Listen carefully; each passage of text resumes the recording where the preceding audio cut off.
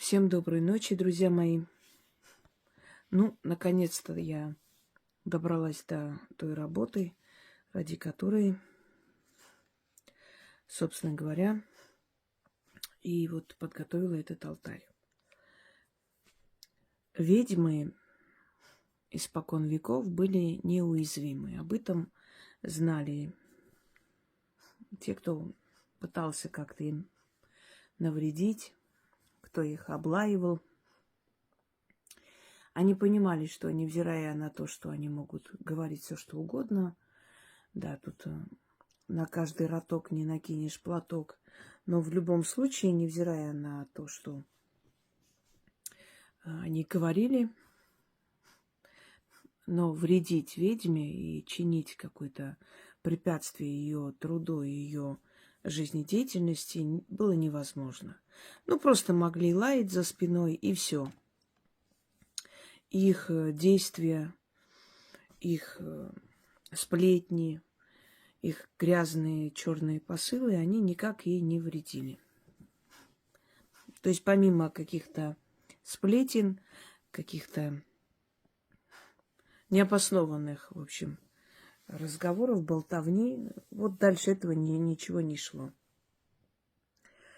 Хочу вам сказать, что, конечно, во все века, во все времена, время от времени ведьм преследовали. Иногда по заказу церкви, иногда потому, что они конкурировали, значит, с определенными личностями, которые вели свой бизнес, а не владели силой. И они, имея свои возможности, каких-то своих людей в правящих кругах, начинали преследование ведьм. Еще во времена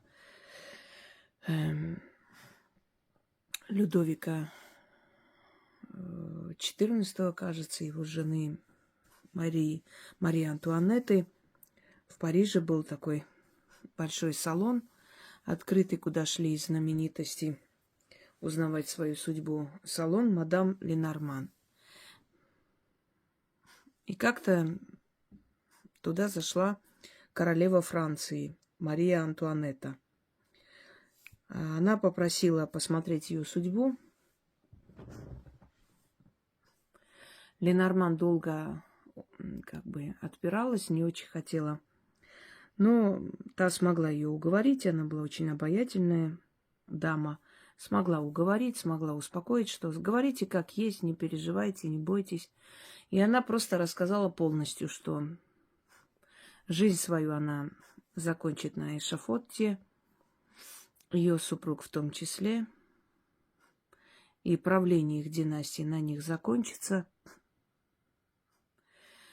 И Мария Антуанетта громко рассмеялась, сказала, что, конечно, я не верю в эту ерунду, но все-таки я отняла ваше время, я вам оплачу. Сняла и бросила так ей кольцо бриллиантовое, как плату.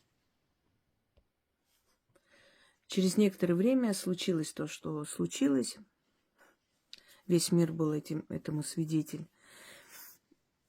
Потом передали про мадам Ленорман Наполеону, что она увидела смерть, и она подробно описала, что будет с династией французских королей.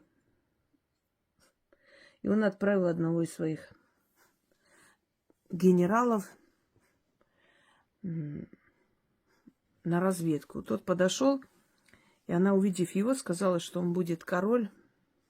Сейчас не помню, какой местности. И тот, посмеялся, вернулся и сказал, что, мой генерал, тогда еще Наполеон не был императором. Да, она сказала, что Наполеон будет императором, а он королем. И он посмеялся и сказал, что она шарлатанка.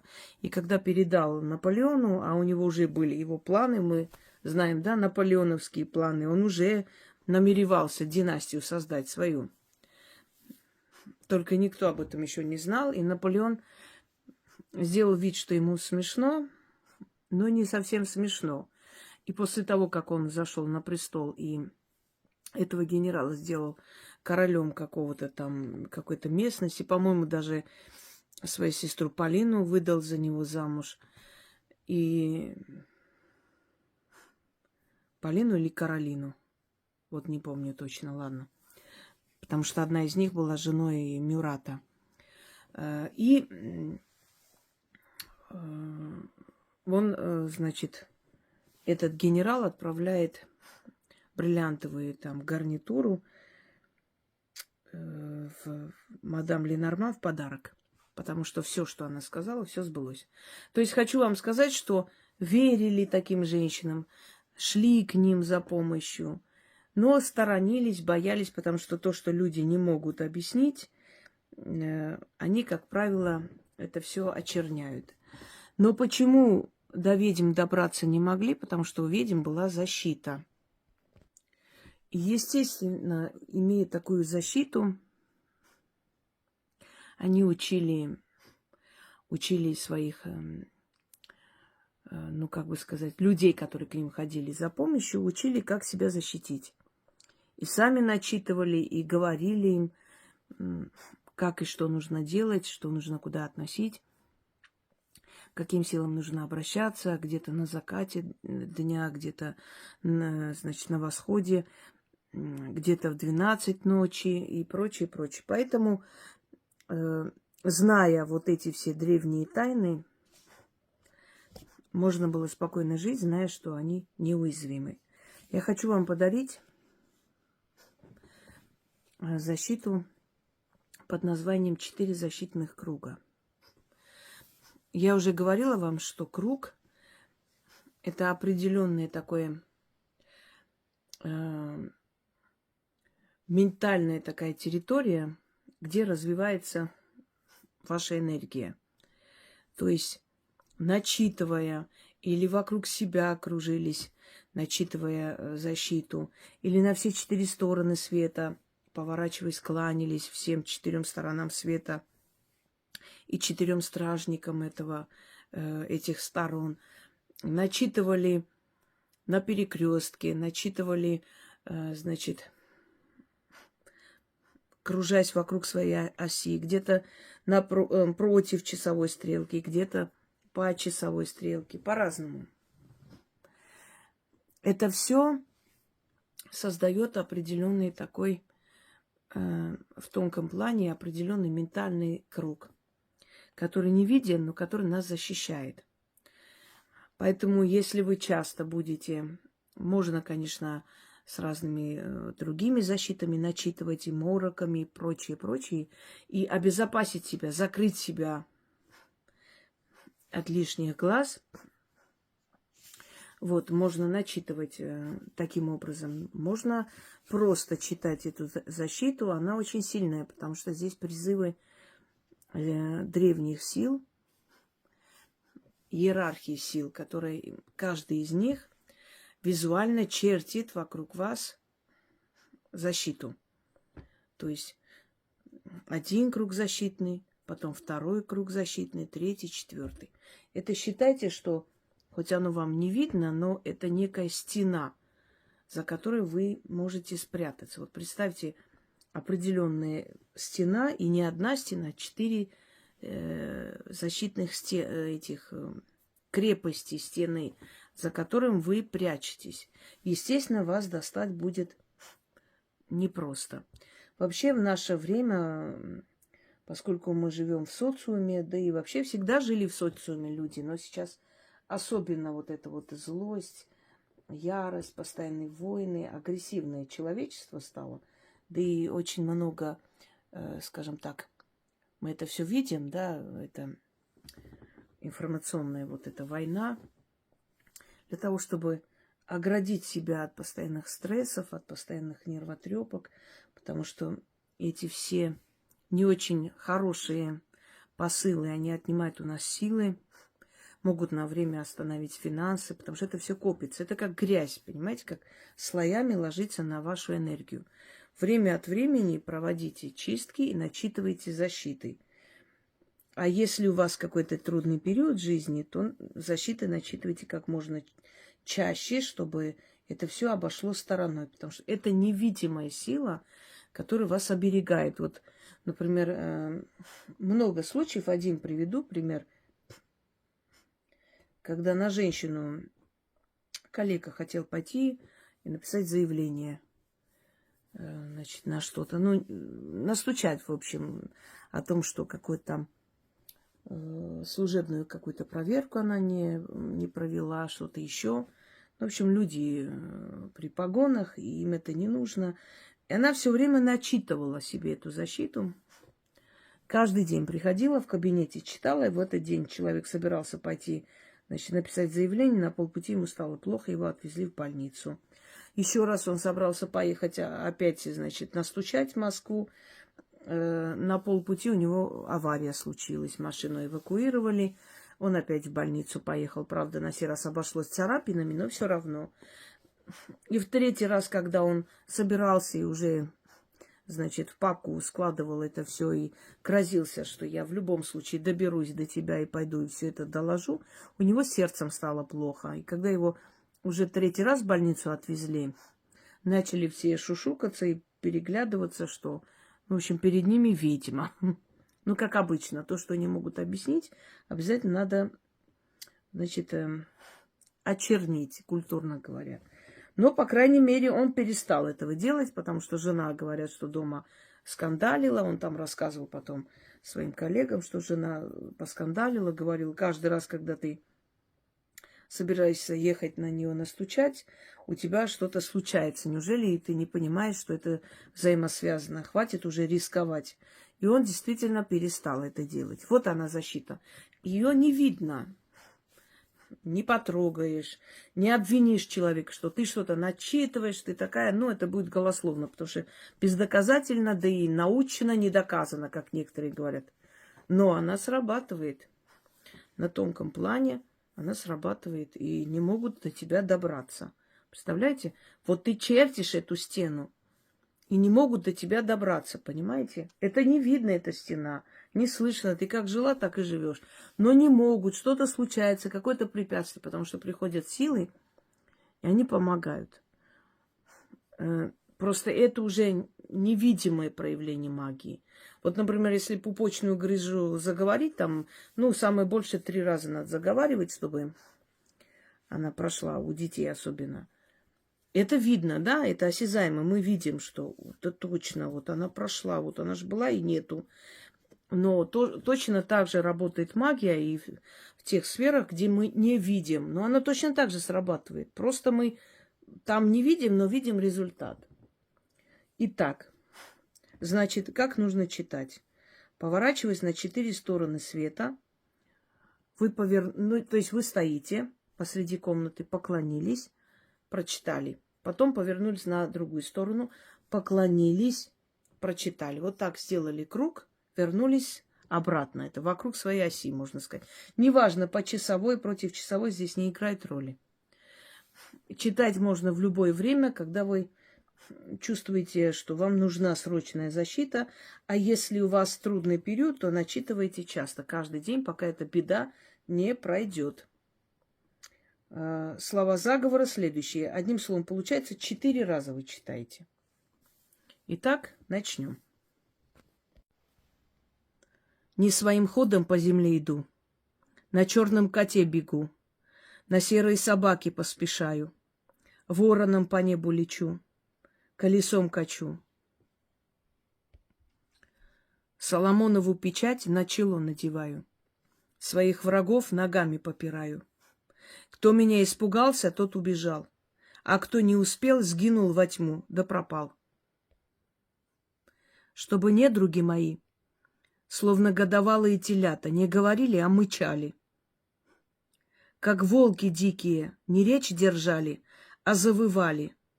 Чтобы мои враги-недруги супротив меня рук не поднимали. Дух-хранитель мой повсюду со мной, сотворит мне священный круг. Кто против меня слово скажет, того мой хранитель накажет. Чтобы у врагов моих языки отнимались, чтобы их глаза закрывались, руки и ноги у них пусть отсохнут, как кол в землю уйдут и умолкнут. Первый круг защитный мой хранитель сотворит. Второй круг защитный духи сотворят. Третий круг защитный силы сотворят. Четвертый круг защитный боги сотворят. Никому до меня не добраться. Защита моя крепка и нерушима. Ключ, замок, язык. Заклинаю.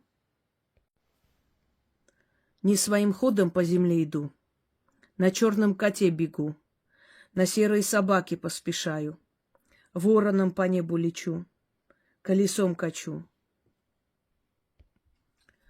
Соломонову печать на чело надеваю. Своих врагов ногами попираю.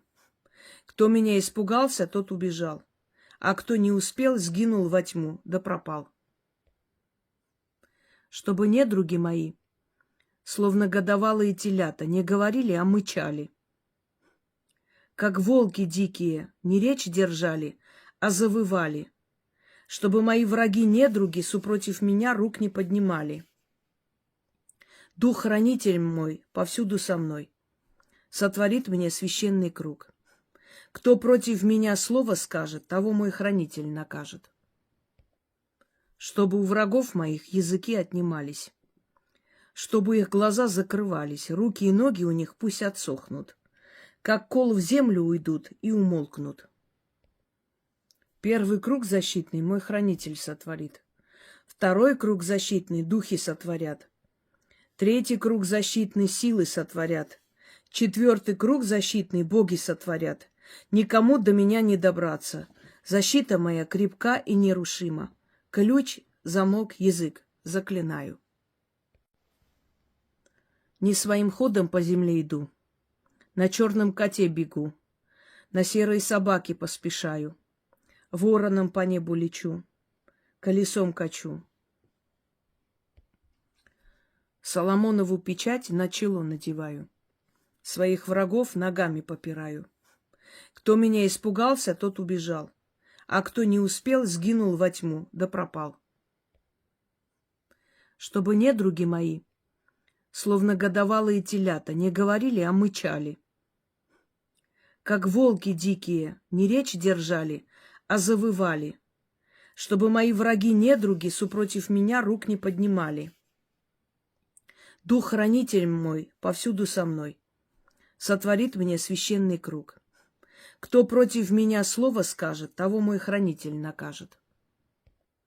Чтобы у врагов моих языки отнимались, чтобы их глаза закрывались, руки и ноги у них пусть отсохнут, как кол в землю уйдут и умолкнут. Первый круг защитный мой хранитель сотворит. Второй круг защитный духи сотворят. Третий круг защитный силы сотворят. Четвертый круг защитный боги сотворят. Никому до меня не добраться. Защита моя крепка и нерушима. Ключ, замок, язык. Заклинаю. Не своим ходом по земле иду. На черном коте бегу. На серой собаке поспешаю. Вороном по небу лечу. Колесом качу. Соломонову печать на чело надеваю. Своих врагов ногами попираю. Кто меня испугался, тот убежал. А кто не успел, сгинул во тьму, да пропал. Чтобы недруги мои, словно годовалые телята, не говорили, а мычали. Как волки дикие, не речь держали, а завывали. Чтобы мои враги-недруги супротив меня рук не поднимали. Дух-хранитель мой повсюду со мной, сотворит мне священный круг. Кто против меня слово скажет, того мой хранитель накажет. Чтобы у врагов моих языки отнимались, чтобы их глаза закрывались, руки и ноги у них пусть отсохнут, как кол в землю уйдут и умолкнут. Первый круг защитный мой хранитель сотворит. Второй круг защитный духи сотворят. Третий круг защитный силы сотворят. Четвертый круг защитный боги сотворят. Никому до меня не добраться. Защита моя крепка и нерушима. Ключ, замок, язык. Заклинаю.